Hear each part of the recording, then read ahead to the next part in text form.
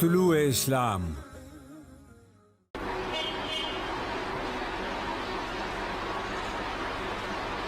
اس صورت میں بالخصوص اور یہ آخری پارے میں جو صورتیں آتی ہیں ان میں بالعموم جو نقطہ ماسکہ ہے قرآن کی تعلیم کا، میں 2 لفظوں میں وہ بیان کروں۔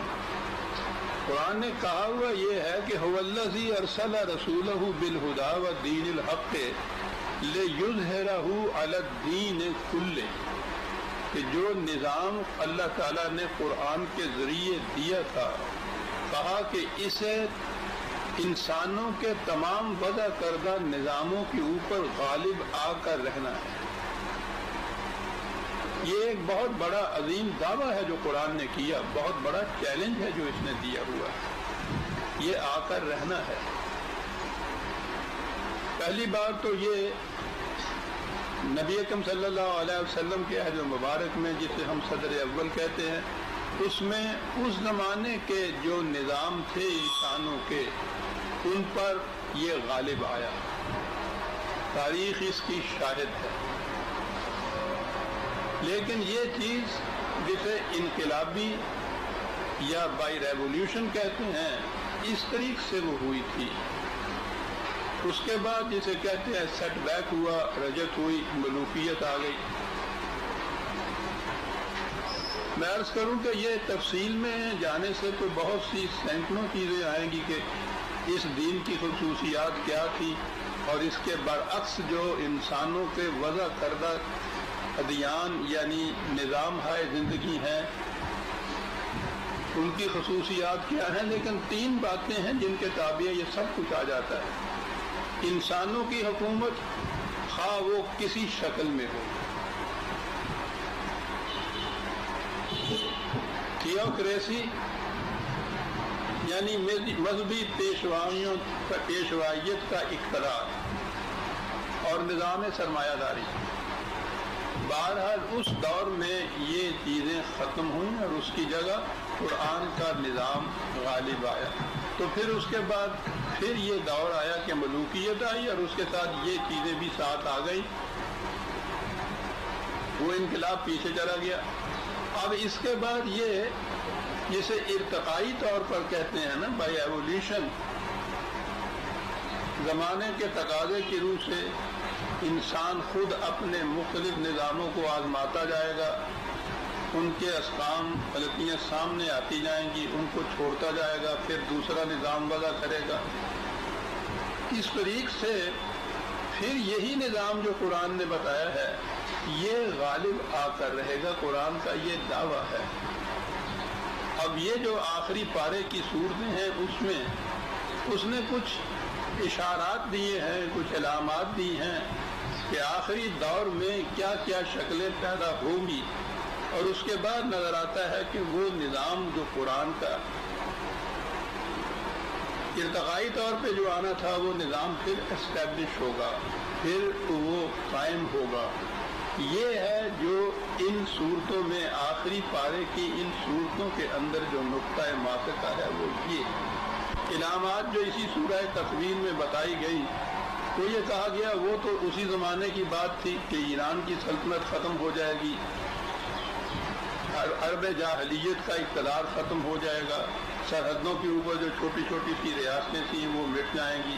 اس کے بعد کہا کہ پھر وہ دور جو آخری دور وہ قرآن کہہ رہا ہے اس میں یہ چیزیں بتائی گئیں کہ یہ جو غیر مہذب آبادیاں دنیا کی ہیں وہ بھی آپس میں مل کر ایک اپنا نظام قائم کرنے کی کوشش کریں گی، مواصلات کے ذرائع زیادہ سے زیادہ عام ہو جائیں گے، اخبارات وغیرہ عالمگیر حیثیت اختیار کر لیں گے، فضائی کروں پہ پڑے ہوئے پردے اٹھ جائیں گے۔ یہ ساری چیزیں بتاتا چلا گیا۔ اس کے بعد وہ بات آتی ہے کہ یہ سارا، اس سب کے بعد وہ نظام عدل آئے گا کہ جس میں ہر فرد کا ہر عمل نتیجہ خیز ہوگا اور وہ سامنے آ جائے گا۔ یہ ہے نظام عدل جو قرآن بتا رہا ہے۔ اس میں جو 2 چیزیں کہی گئی ہیں وہ میں پھر عرض کروں گا۔ نظام عدل میں یہی چیز ہے کہ کوئی مجرم اپنے جرم کی کی سزا سے نہ بچے اور اچھے کام کرنے کے نتائج سامنے آ جائیں۔ اس کے لیے بھی اس نے یہ کہا کہ یہ وہ نظام قائم ہوگا۔ میں نے جس مقصد کے لیے یہ دہرایا ہے اس میں ایک بات اور ہے کہ یہ جو قرآن نے علامات بتائی ہیں اس آخری دور کی کہ اس میں یہ کچھ ہوگا، اور جتنی میں نے ابھی عرض کی ہیں وہ ہمارے سامنے ہیں، وہ آ رہی ہیں، آ چکی ہیں، آتی جا رہی ہیں۔ ایک ان میں بڑی اہم چیز تھی اور وہ یہی تھی کہ وہ اذا الموءودۃ سئلت بأی ذنب قتلت، کہ اس دور میں عورت کے جسے مردوں نے زندہ درگور کر رکھا ہے اس کو حیات نو عطا ہوگی، اور پھر وہ اس سے پوچھا جائے گا کہ ان کے خلاف تم فرض جرم عائد کرو کہ انہوں نے تمہارے ساتھ کیا کیا تھا۔ یہ ایک بڑی اہم چیز ہے۔ اس نظام کے دوبارہ قائم ہونے کے لیے جو شکلیں وعدے کی ہیں قرآن میں، اس میں یہ بڑی اہم چیز ہے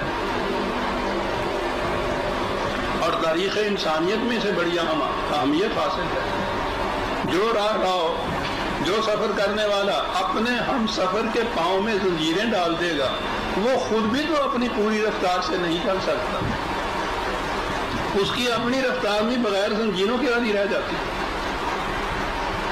جو کچھ انسان نے بحیث مجموعی عورت کے ساتھ کیا اور پھر ہم مسلمانوں نے جو کچھ عورت کے ساتھ کیا، اس کے پاؤں میں زنجیریں ہم نے پہنائی، لیکن اس سے ہماری رفتار بھی تو وہ نہ رہی جو ہونی چاہیے تھی۔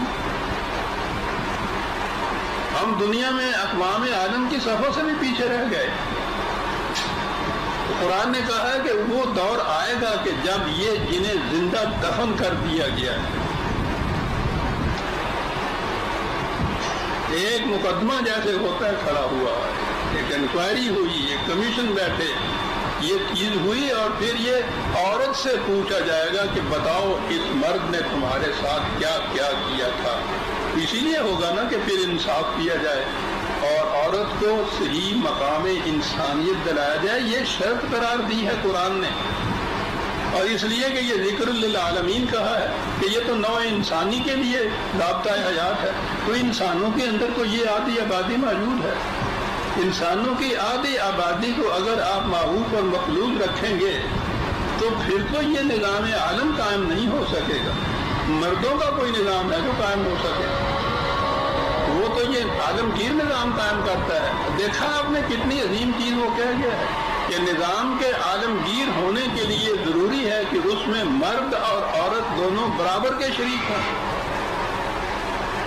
اس لیے یہ جتنے بھی علامات بتائی ہیں اس میں یہ ایک علامت بھی ہے کہ یہ زندہ درگور کی ہوئی عورت، یہ دور آئے گا کہ اس سے پہلے تو یہ مجال ہی نہیں تھی کہ یہ ایک زبان سے ایک لفظ بھی ادا کر سکتی، لیکن وہ دور آئے گا کہ جب خود اس سے کہا جائے گا کہ فرض جرم مرتب کرو تم مرد کے خلاف کہ اس نے تمہارے ساتھ کیا کیا۔ اور پھر وہ دور آئے گا نظام عدل کا، وہ نظام کے جو للعالمین ہے وہ پوری انسانیت کے لیے ہے۔ یہ ہے نقطہ ماسکہ جو میں نے عرض کیا ہے۔ یہ جو آخری پارے کی 2 پاروں کی صورتیں ہیں ان کی آیات میں